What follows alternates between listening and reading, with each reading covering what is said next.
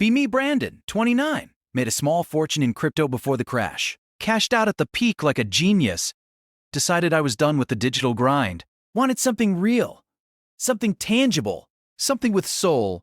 Bought a struggling but reputable bistro in the city called The Hearth. Place had been there for 20 years.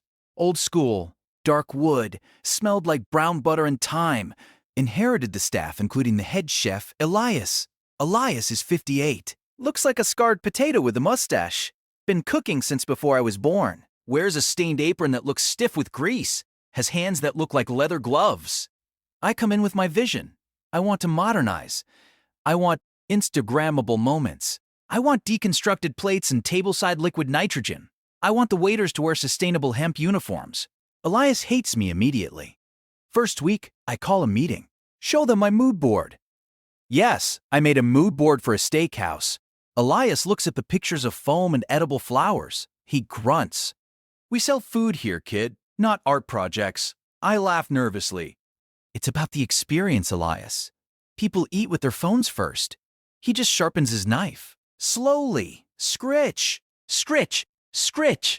For the first 3 months, we coexist.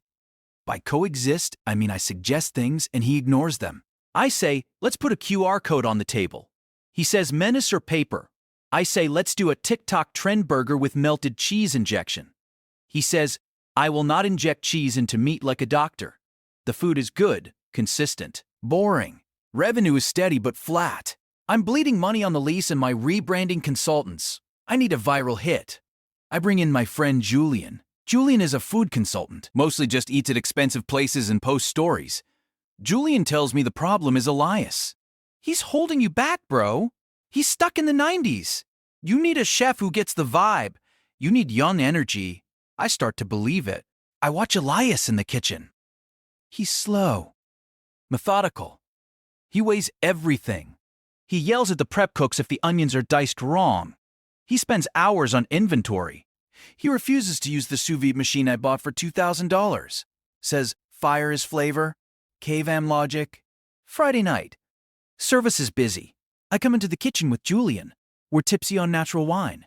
I see Elias searing a ribeye. Elias, I say. Let's plate that on a slate tile with a smear of ash. He doesn't look up. It goes on a plate. With potatoes. No, listen. The slate adds texture to the photo. Elias stops. Turns off the burner. The kitchen goes silent. Even the dishwasher stops spraying. You want a tile? Elias asks. Yes. Modernize it.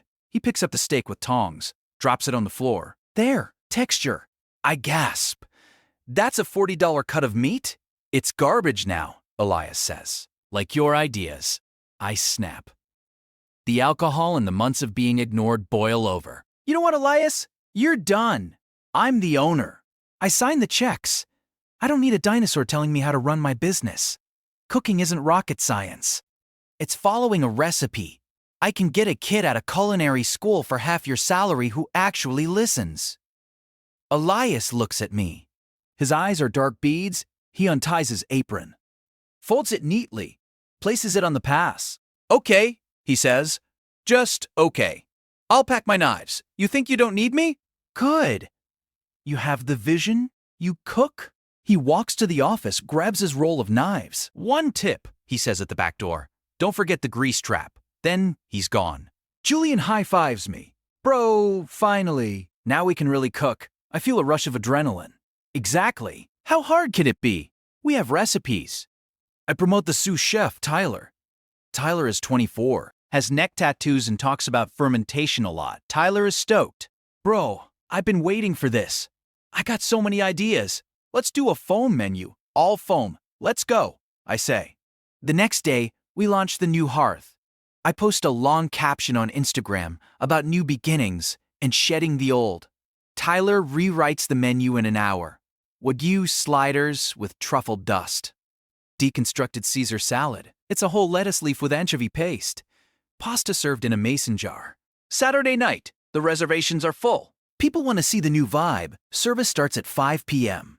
Tyler is blasting EDM in the kitchen. The energy is high. First order comes in. 2 sliders, 1 pasta jar.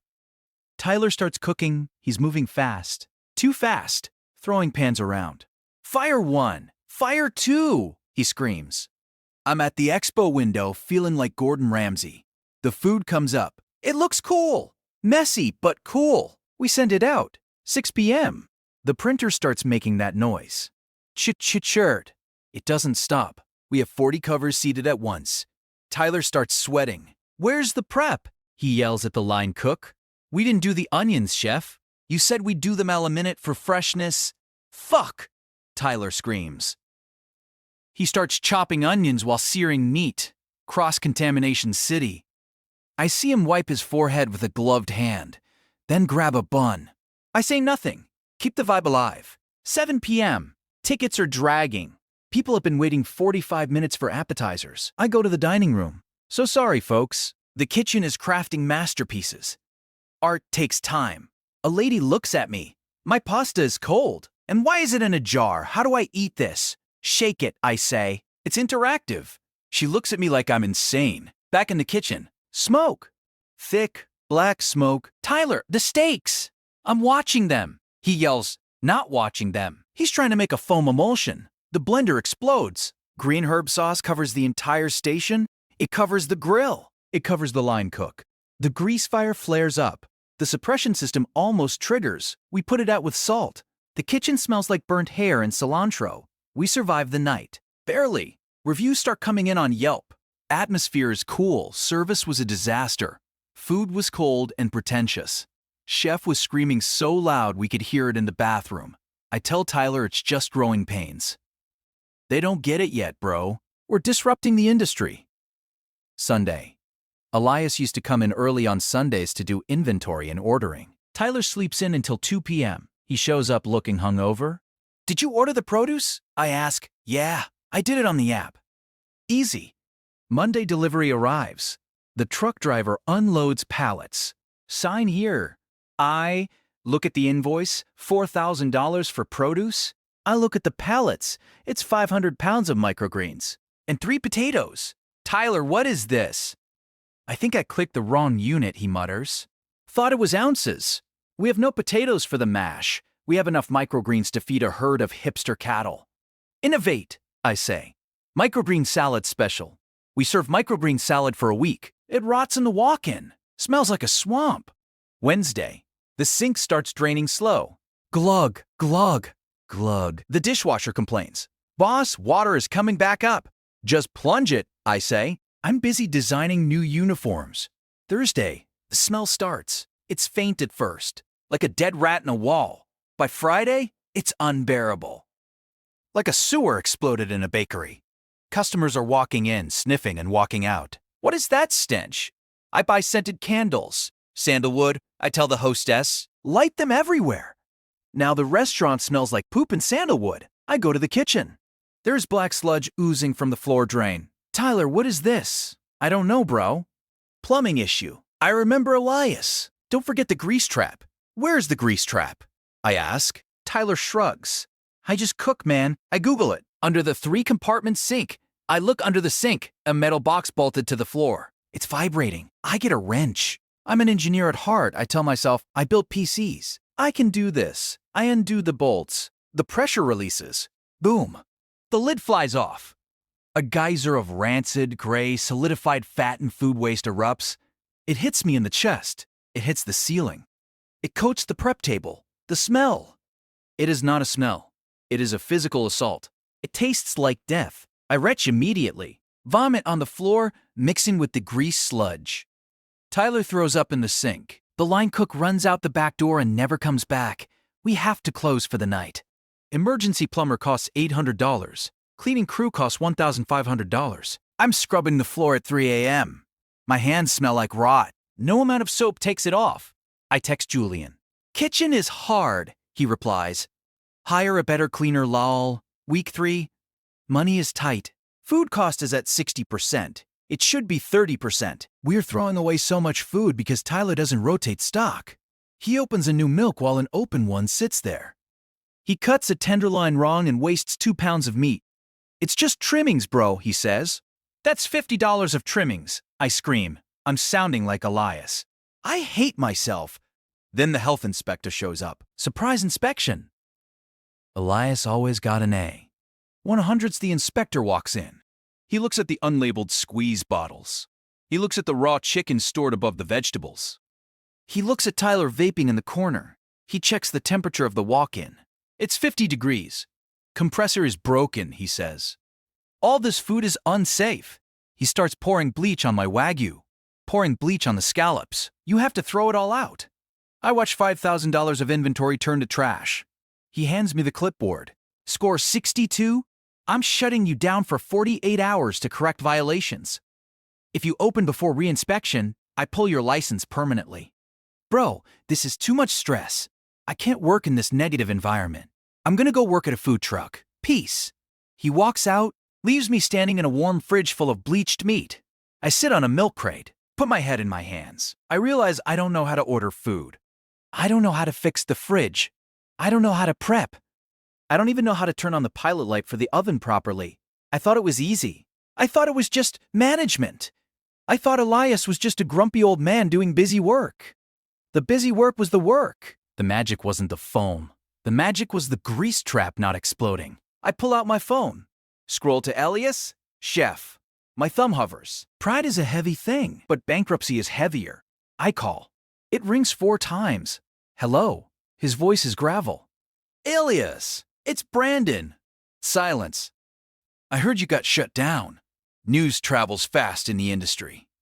Yeah, we did. Grease trap, and the fridge, and the health inspector. And Tyler left. Tyler is a shoemaker, Elias says. I told you. You were right. The words taste like vinegar. I was wrong. I didn't respect the work. I thought I could disrupt it. I just broke it. I need you back, Elias. Silence on the line. I hear him sipping something, probably espresso. I'm retired, Brandon. Fishing. My blood pressure is down. Please, I'll double your salary.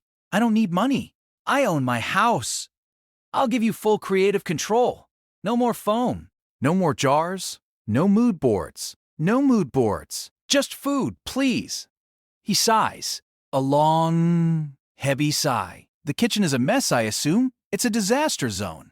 The knives are dull? Probably. Okay. My heart lifts. Okay. You'll come back. On conditions. Anything. 1. I hire my own crew. No kids with neck tattoos unless they can actually chop. Done. 2. The menu goes back to the classics. If I want to put a special on, I do. You don't say a word. Done. 3. You stay out of the kitchen. What? You stay in the front. You smile. You count the money. You talk to the guests. You do not touch a pan. You do not touch the pass. You do not suggest plating on a roof shingle. Okay, deal. I'll be there in an hour. Have a coffee ready. Black. Click. I stand up. I start sweeping the floor. Elias walks in an hour later. He looks the same. Stained pants. Comfortable shoes. He walks into the silent kitchen, runs a finger along the prep table, looks at the empty walk-in, looks at the grease trap, which I cleaned. He nods. We have work to do. He pulls out his phone, calls a number. Miguel? It's Elias. Yeah, the idiot learned his lesson. Bring the boys. We open Tuesday. He hangs up, turns to me. Get out of my kitchen. I walk out. I sit at the bar. I pour myself a whiskey. I hear the sound start, the clanging of pans, the whoosh of the pilot light, the rhythmic chopping. It's not EDM, it's not a vibe. It's just work. Tuesday we reopen. Menu is roast chicken, steak frites, French onion soup. No foam. No jars. The place is packed. The food comes out hot. The printer sound is constant but rhythmic, not chaotic. Cha-cha-churret. I deliver a steak to table 4. This looks amazing, the guy says. It is, I say. Our chef is a genius. I look into the open kitchen. Elias is sweating, yelling at Miguel about the salt. He catches my eye, doesn't smile, just points to the dining room with his knife. Go back to work. I nod. I check the bank account. We made more in one night than the last month combined. I text Julian. You busy tonight? Nah, bro, what's up? Want to brainstorm? No. You're fired too. Block number. I walk over to the POS system. I delete the deconstructed Caesar button. It feels better than the crypto cash out. Sometimes you have to drown in grease to learn how to swim. I'll stick to paying the bills. Elias can handle the fire. Life is good. The soup is hot and the grease trap is clean.